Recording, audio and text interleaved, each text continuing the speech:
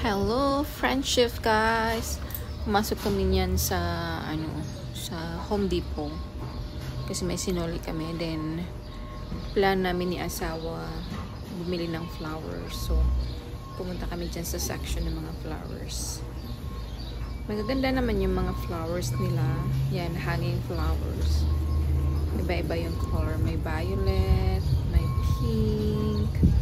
Yan. Then yan, gusto yan ng asawa ko. Yan, itong red na to. Yan, maganda naman talaga siya. Yan. Then, yan, nagtingin din kami ng mga soil dyan. Then, yun yung asawa ko, nagtitingin-tingin siya. Bait ko din yung white flower na yan. Maraming bumibili ng flower kasi, ano na dito, summer. So, sa summer na. So, marami nang, kumbaga, nag-start na nag-glow yung mga different kinds of flowers. Yun naman ang kagandahan after winter. Pag winter kasi namamatay sila. Nauubos yung mga dahon, nakakalbo yung mga trees. So, yun. There's summer na. Nag-glow na lahat. Nag-glow na lahat ng mga flowers, yung mga leaves ng trees, nagbalikan na. Ayan. Bet ko din yung pink flower na to. Yeah.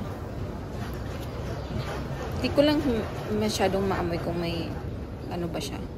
Magandang smell. Is this a butterfly bush? This one, gusto to ng asawa ko. And this one. Yeah, this one, he likes it. Pero sabi ko, ano naman ang ano niyan? Sabi ko sa kanya. Outside. So, yan. Naglibot-libot pa kami ulit. Then, may papakita ako sa inyo guys na flower. May mga malalaking base din. Where is that? Bases. Then, okay. Parang yung snowball flower. Ayan, dito guys. Ayan, malapit. Ayan siya. Yung pink tsaka white. Bet na bet ko yan. Yung snowball flowers. Meron yan dito sa kapitbahay namin. White yung sa kanila. Then, may violet din. Then, ayan.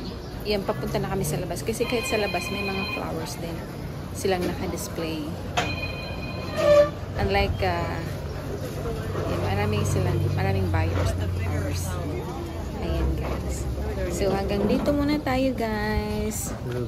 Like and subscribe to my video and channel. See, ang gaganda ng mga flowers. Bye!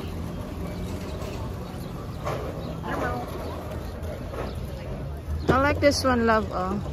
The pink and the red one.